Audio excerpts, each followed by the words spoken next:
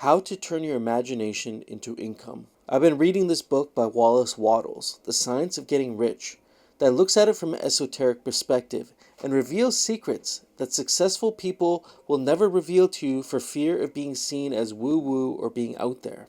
But most definitely it's something they understand even on a subconscious level. That all things that you have ever dreamed of could be brought into physical existence. He talks about in this book that everything that's ever been created was formed from a thinking substance, a substance that's all around us, which I also refer to as universal life force energy. This is an energy that surrounds all of us. It's something that we can create a small amount of within ourselves when we're eating food and breathing and taking care of our basic needs. We're able to tap into our higher mind occasionally, but this is something you can do all the time. And this is something Neville Goddard also touched on. In this video, I'm going to give you the exact process of turning your imaginative ideas, your dreams, into real physical income earning things. So with that being said, let's get right into it. Now, this isn't some complicated process. It's actually quite simple. It's actually something you probably do already. You may have even made contact with this thinking substance occasionally when you're in the shower and you have these what we call shower thoughts, these intuitive insights that are so profound that seem to come out of nowhere. Yet, we forget to write them down. We don't grab our phones and quickly punch them into the Notes app. And then they quickly escape us, and after the shower is done, we don't even remember what the hell we were thinking about, right? You might be on a walk, listening to a podcast, and get a zap of insight for an idea that seems so real to you that all you had to do was move your feet and move your hands, and you could have turned it into something that could have made you hundreds of thousands of dollars. These things come to us and go from us all the time, because your thoughts are not you. They're almost like kites flying by, waiting for someone to grab them and do something with them. Now, there's an easy process for you to actually do this. The first part of this is actually understanding the power of your subconscious mind. Your subconscious mind is the womb of your reality. Think of an iceberg. The tip of the iceberg is what you feel, witness, and see in your current version of reality. The iceberg underneath, that huge mass, is your subconscious mind, the womb of your reality that runs your entire life, and you're programming it. You're putting things into it that are giving you results that you don't desire. And this is because you don't maybe understand this process of planting seeds, not weeds, in your subconscious mind. Every thought you have that you identify with, every emotion you have that you identify with, gets registered in your subconscious mind. Now notice I said you identify with, because your thoughts are not you, neither are your emotions. And what you choose to identify with as you becomes you over time. So how can you do this consciously? There's a moment before you go to bed and when you wake up, this cycle with what Neville Goddard calls between a sleep and wake cycle, that your brain actually goes into what we call a theta state, which you can also achieve through a type of silent meditation, where there's the brain waves, your brain waves, the patterns being created by your brain, the electromagnetic signals, actually enter a completely different state. The wave pattern changes, and science is showing us this. And in this state that we call the theta state, you're actually able to now impress things like, think of your subconscious mind being like wet clay in those moments. You're actually able to impress things into it for it to actually go to work, for it to be put to work and do things for you. And when you're in this state, right before you're drifting off to bed, to visualize, first of all, become in a state of stillness. Your body's in a state of stillness.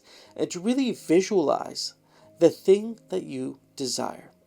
Because no doubt you have desires, right? No doubt you have things that you want to achieve. You have to believe that these things are possible, first of all.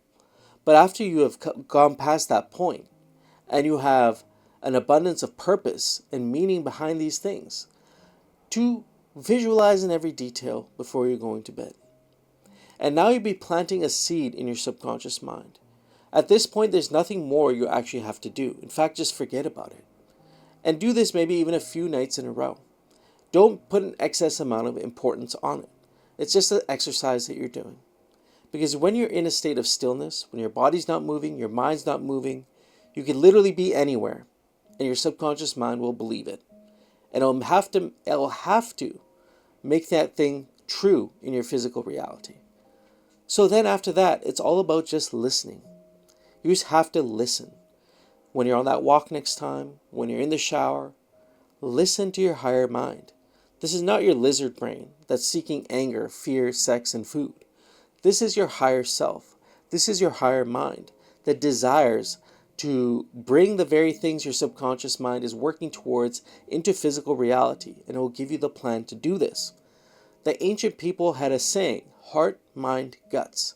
I really feel when they say heart, they were talking about desire and planting a desire into your subconscious mind, which will then reflect in your mind, your actual conscious mind, which you can then take action on, which is guts.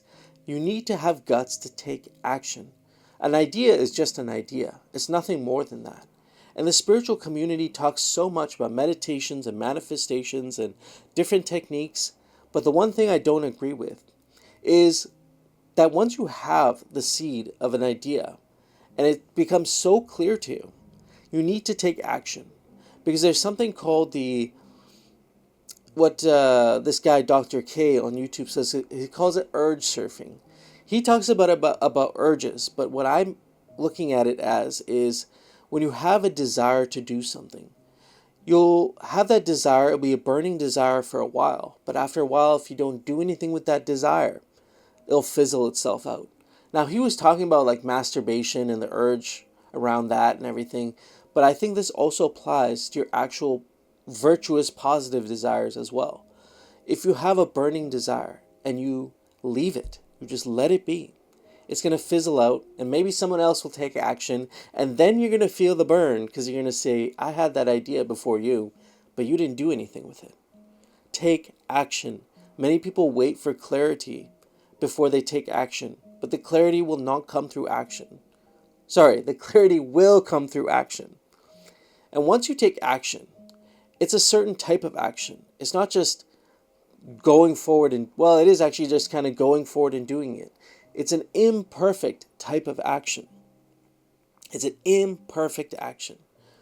If you have an inner perfectionist like I used to have, it would hold us back from our biggest dreams and desires, because beneath that perfectionist were a set of limiting beliefs that no longer serve me. Now that's for a totally different video. But if you just say fuck all that and just take imperfect action towards something, you'll begin to see, you show your subconscious mind, you've built up an inner sense of trust and an inner sense of discipline, which will now put it to work to find more things for you.